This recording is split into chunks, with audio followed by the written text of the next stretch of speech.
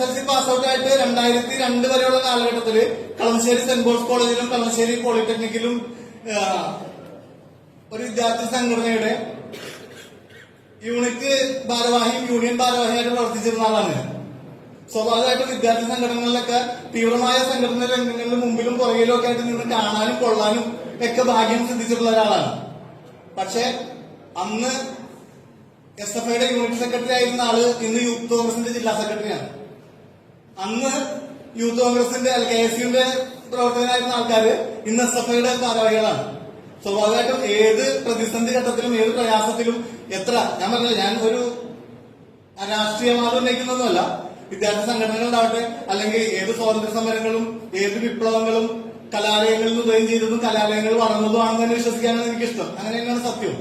പക്ഷെ ഈ തല്ലുപിടുത്തങ്ങളൊക്കെ ഉണ്ടാവുമ്പോ നമ്മുടെ മുമ്പിൽ നിൽക്കുന്ന ആളും നമ്മുടെ സുഹൃത്താണെന്നും നാളെ ചിലപ്പോ ഞാൻ എതിർ സംഘടനയിലും എന്റെ സംഘടനയിലും വരാൻ സാധ്യതയുള്ള ആളാണ് തിരിച്ചറിഞ്ഞിട്ട് ഒരു മാനുഷിക സൗഹൃദ മൂല്യത്തോടു കൂടി മാത്രം തല്ലുപിടിക്കണം എന്നുള്ളതാണ് ആദ്യമായിട്ട് എനിക്ക് നിങ്ങളുടെ മുമ്പിലൊക്കെ ഉള്ളത്.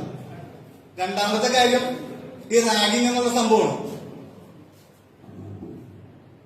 റാഗിങ് ആക്ട് ഉണ്ട്. നമ്മൾ പോക്സോ ആക്ടില് കുട്ടികൾക്ക് കൂടുതൽ പ്രിഫറൻസും കൂടുതൽ സാധ്യതകളും കൂടുതൽ അധികാരങ്ങളും കൊടുക്കുന്നു. SC/ST ആക്ടില് SC/ST വിഭാഗങ്ങൾക്ക് കൂടുതൽ അധികാരങ്ങൾ കൊടുക്കുമ്പോൾ അഗൈൻസ്റ്റ് വുമൺ കേസുകളിൽ സ്ത്രീകൾക്ക് കൂടുതൽ അധികാരങ്ങൾ കൊടുക്കുന്നത്. റാഗിങ് കേസുകളിൽ ജൂനിയേഴ്സാണ് ഇതിന്റെ പവർ കൈകാര്യം ചെയ്യുന്ന ആൾക്കാർ. അപ്പൊ ഈ റാഗിങ് ആക്ട് എന്ന് പറയുന്നതും ഒരുപാട് 3 വർഷം വരെ ശിക്ഷ ഉണ്ടാകുന്ന, വലിയ ഫൈൻ ഉണ്ടാകുന്ന, 3 വർഷം അല്ലെങ്കിൽ 7 വർഷം വരെയൊക്കെ എക്സാം ബാൻ ഉണ്ടാകാൻ സാധ്യതയുള്ള, അഡ്മിഷൻ ബാൻ ഉണ്ടാകാൻ സാധ്യതയുള്ള, മറ്റ് പ്രോസിക്യൂഷൻ സാധ്യതകളും കൂടെയുള്ള കേസാണ്. ഇന്ത്യൻ പീനൽ കോഡില് 34 എന്ന് പറഞ്ഞ സെക്ഷൻ ഉണ്ട്. 34 എന്ന സെക്ഷനിൽ നമ്മളൊരു 302 ഒരു കൊലപാതക കേസിൽ ഒരാൾ കത്തിക്ക് കുത്തി ഒരാളെ കൊന്നു. ഈ കത്തിക്ക് കുത്തി ഒരാൾ കൊന്ന ആൾക്കെതിരെ മാത്രമല്ല 302 എന്നുള്ള ഒഫൻസ് നിൽക്കുക.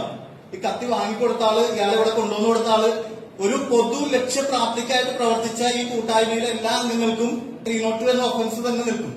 ഈ റാഗിങ് ആക്ടിലും ചിലപ്പോ നമ്മളൊരു ക്രൂരതക്ക് അല്ലെങ്കിൽ കുറ്റകൃത്യത്തിന് നമ്മൾ മുന്നിൽ നിൽക്കുന്നു, നമ്മളിന്ന് ശിക്ഷിക്കപ്പെടാന്ന് പറഞ്ഞാൽ സ്വാഭാവികമായിട്ട് നമ്മൾ മനസാക്ഷിക്ക് ബുദ്ധിമുട്ടൊന്നുമില്ല. പക്ഷെ നമ്മൾ കൂട്ടത്തിൽ നിൽക്കാതെ, നമ്മളല്ലെങ്കിൽ ഒപ്പം ആ ഒരു ഒഫൻസിൽ നിൽക്കാതെ, നമ്മൾ മാനസികമായിട്ട് അറിയാതെ അത്തരത്തിലുള്ള ഒരു ഒഫൻസിലേക്ക്, ഒരു ക്രൈമിലേക്ക് നമ്മുടെ, പ്രത്യേകിച്ച് പഴയ കാലത്ത് പോലെ ഒരുപാട് കുട്ടികൾ ഒരുപാട് മക്കളൊക്കെ ഉണ്ടായിട്ട് പാരന്റ്സ് നമ്മൾ പഠിപ്പിക്കാൻ പറ്റുന്നില്ല. നമ്മളൊറ്റ മക്കളും പാരന്റ്സിന്റെ ഒക്കെ വളരെ വലിയ പ്രതീക്ഷകളൊക്കെ ആയിട്ട് നമ്മൾ ക്യാമ്പസിലേക്ക് വിടുന്നതാണ്. അപ്പോ നമ്മൾ അത്ര മനസ്സറിയാതെ ഒരു ക്രൈമിലേക്ക് പോയി പെട്ടുന്ന ഒരു അവസ്ഥ ഉണ്ടാവരുത്. ശ്രദ്ധയോടുകൂടി തന്നെ കൈകാര്യം ചെയ്യണം ആ സംഭവങ്ങൾ. അതേപോലെ തന്നെ ഈ NDPS നിജു സാറിന്റെ പ്രൊഫൈൽ വായിച്ചപ്പോൾ പറഞ്ഞു നശാമുക്ത് ഭാരത് അഭിയാൻ എന്നൊരു പ്രൊജക്ട് ഉണ്ട് സെൻട്രൽ ഗവൺമെന്റിന്റെ. നിജു സാറ് ഞാനൊക്കെ അതിന്റെ ജില്ലയിലെ മാസ്റ്റർ വോളണ്ടിയേഴ്സ് ആണ്. ഈ NDPS കേസിലും ഈ 34 IPC എന്നുള്ള ഒരു സാധനത്തെ നമ്മൾ മുന്നിൽ കാണണം.